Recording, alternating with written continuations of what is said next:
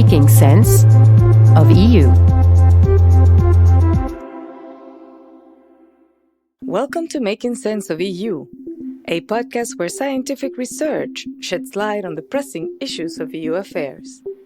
Making Sense of EU is brought to you by the Institut d'études européennes of the Université Libre de Bruxelles. This series on inequality and the European Union is a product of the Jean Monnet Centre of Excellence EU Qualis, and it's co-funded by the European Union. My name is Maria Isabel Soldevila, and I am your host. An activist sentenced to 8 months of community service for facilitating abortion pills. The creation of LGBT-ideology free zones. A minister for family, natality, and equal opportunity who opposes abortion and same-sex unions.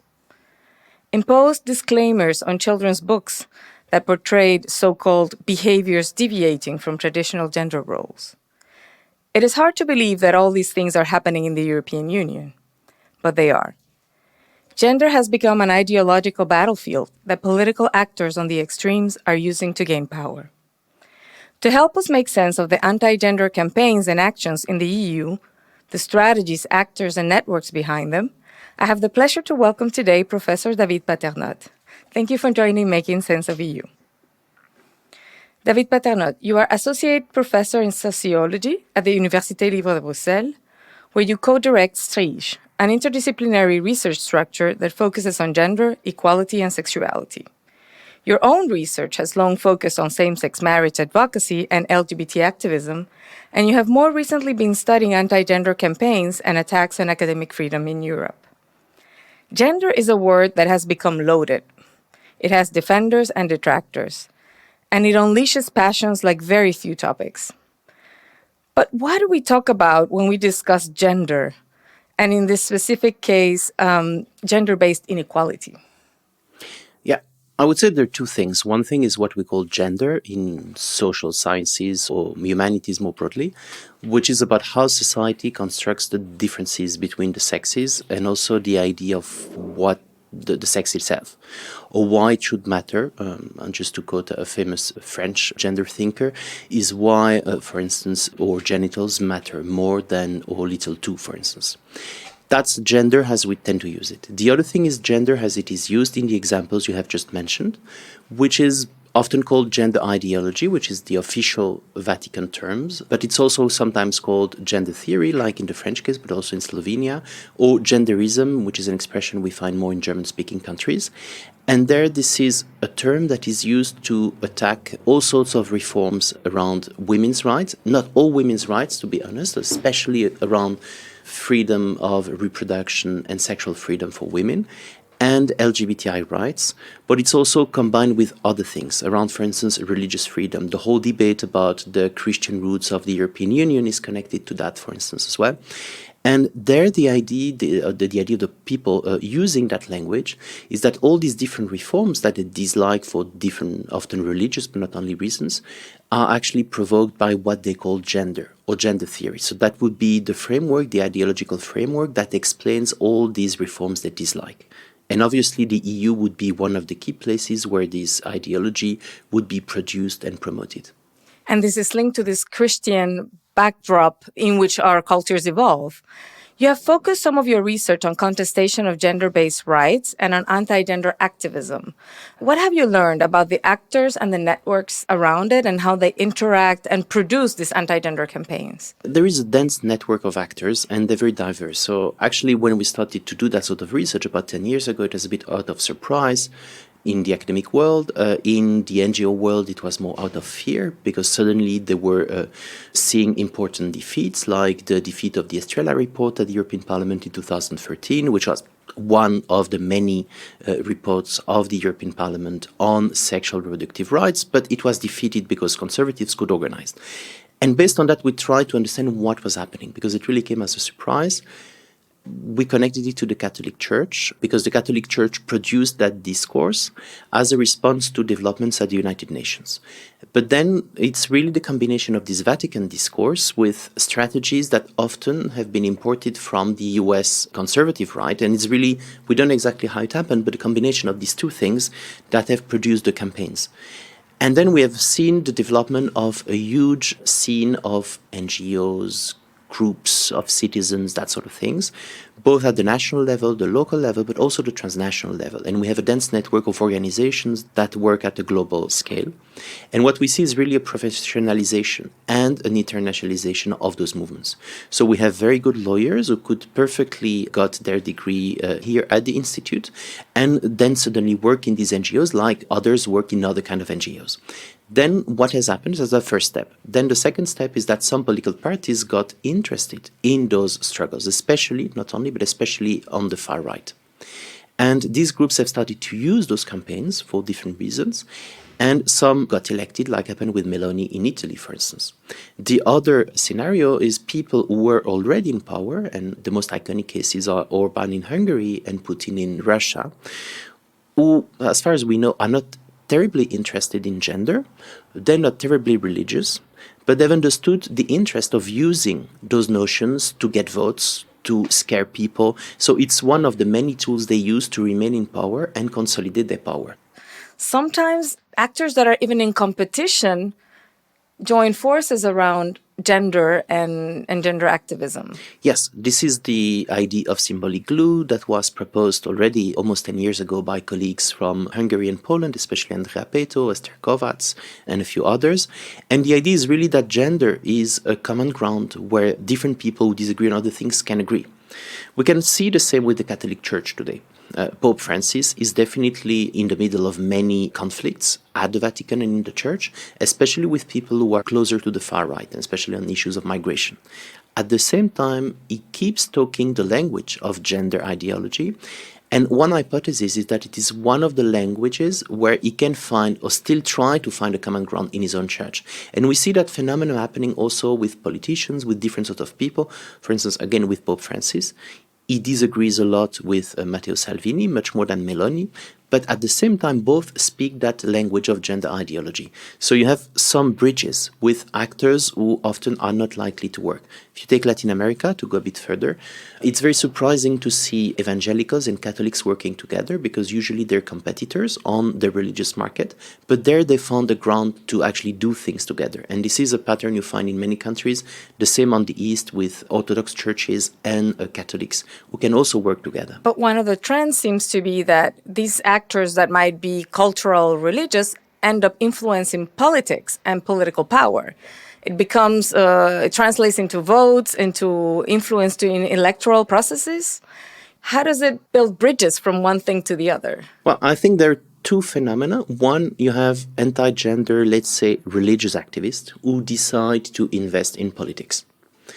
A famous example for the European scene is the former Spanish politician Jaime Mayor Oreja, who was a minister of interior in Spain for the conservative, the Popular Party, so not the far right.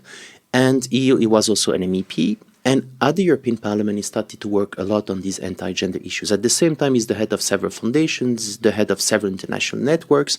So it's an example of someone who was very much involved in this anti-gender struggle, but was also involved in politics and brought with him his ideas in politics.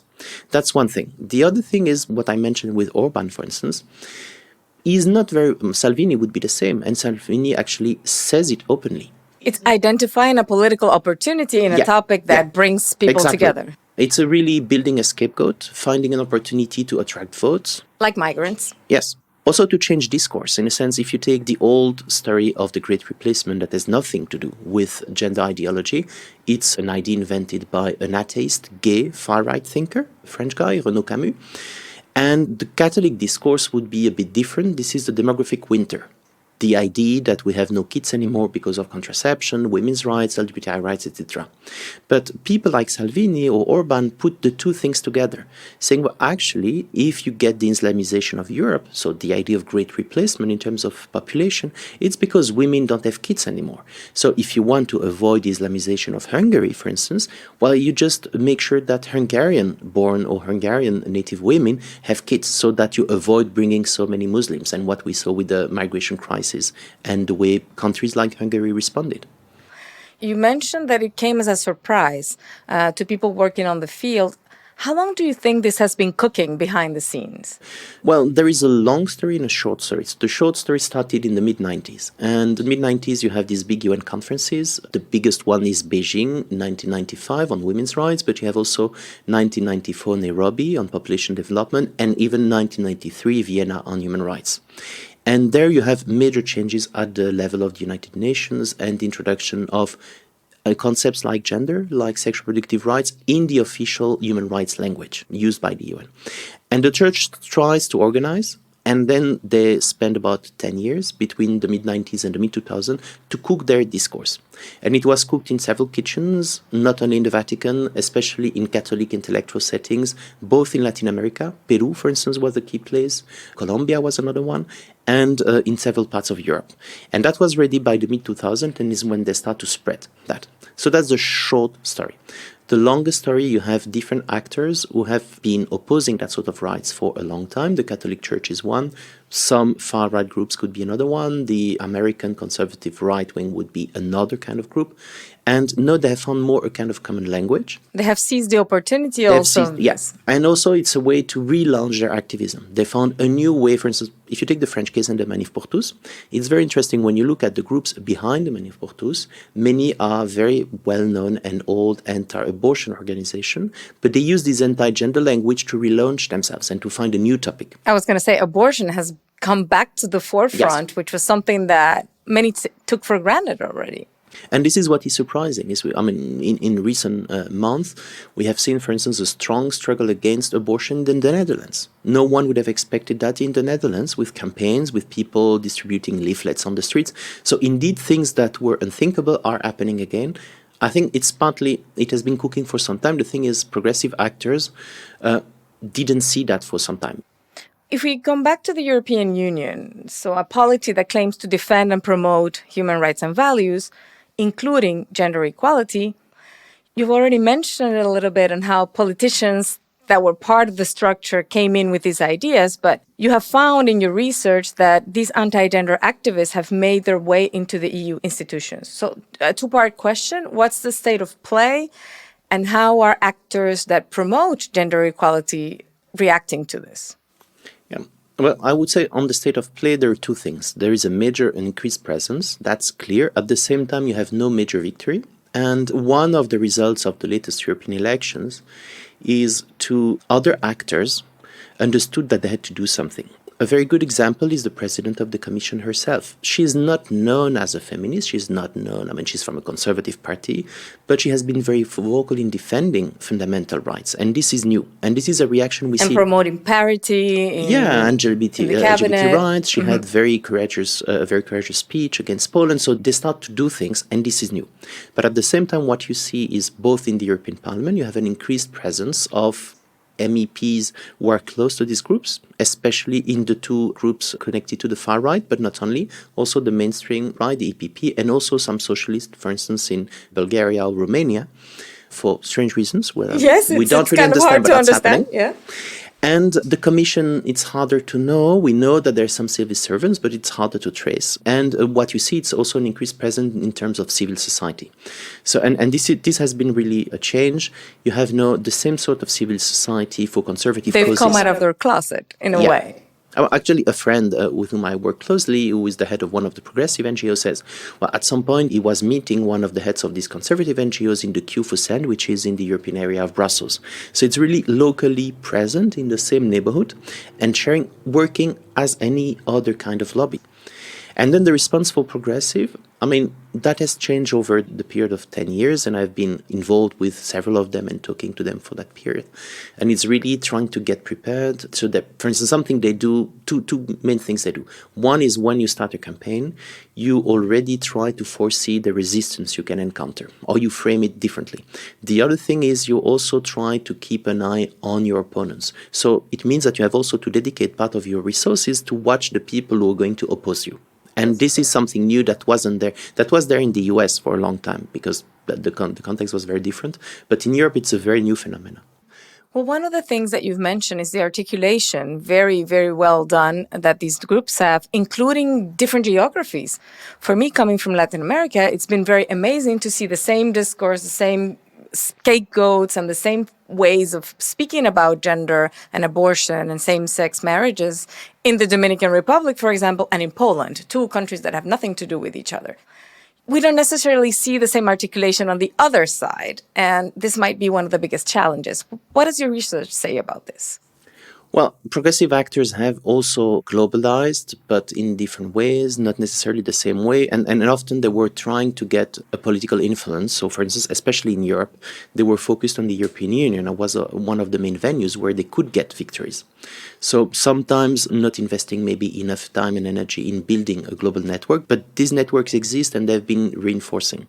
On the conservative side, I mean, the first geography and why Europe and Latin America, it's because of the Catholic Church.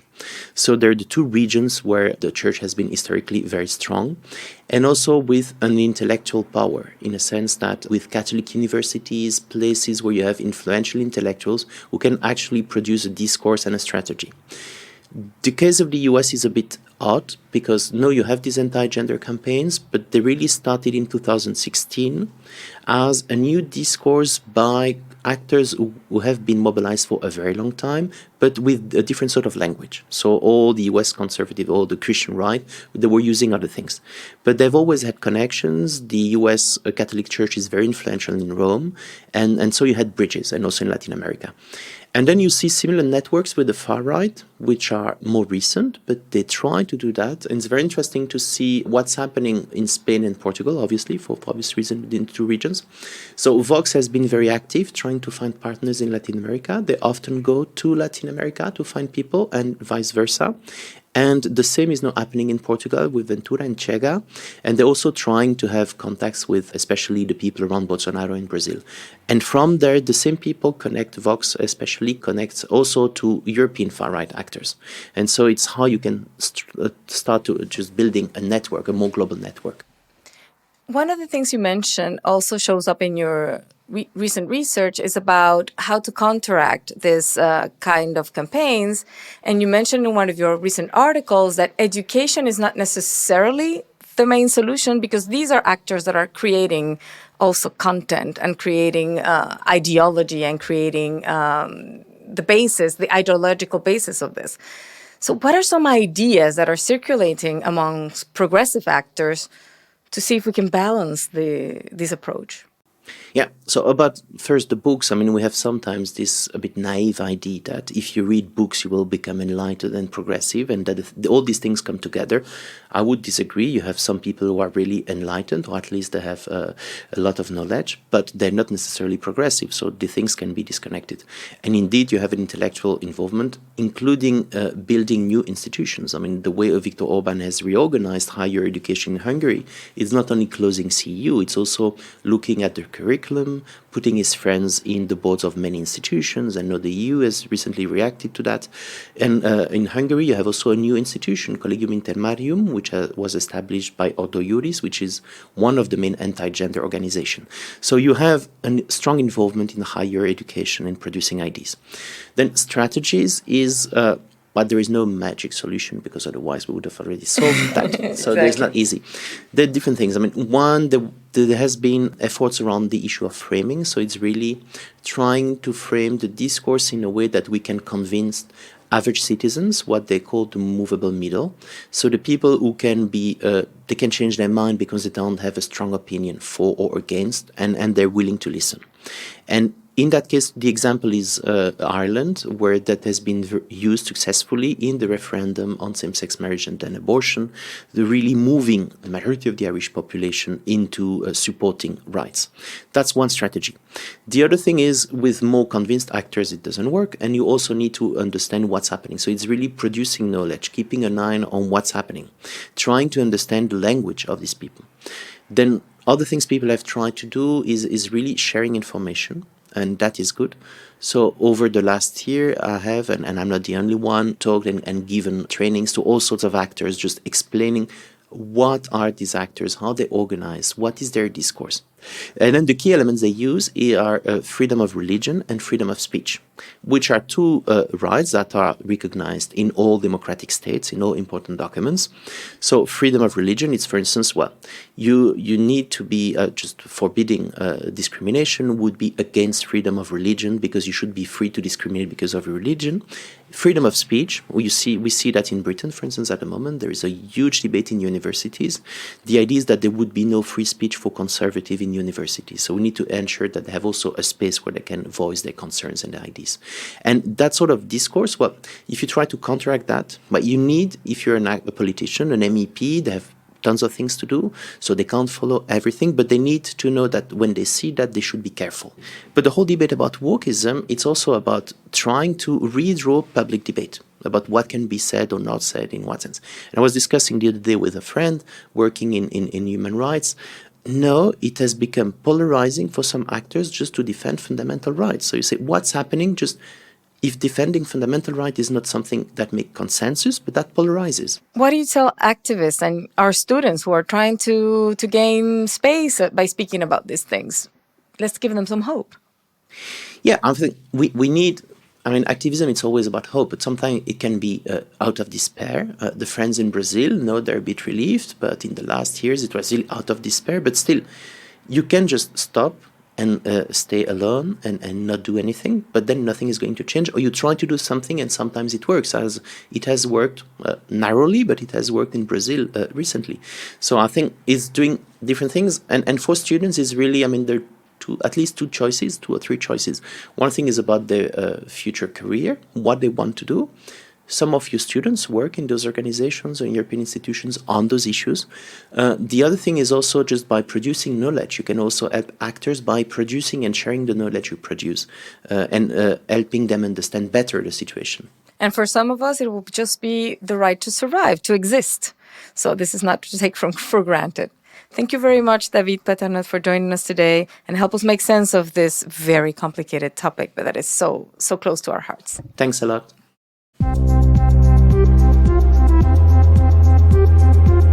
Making sense of EU.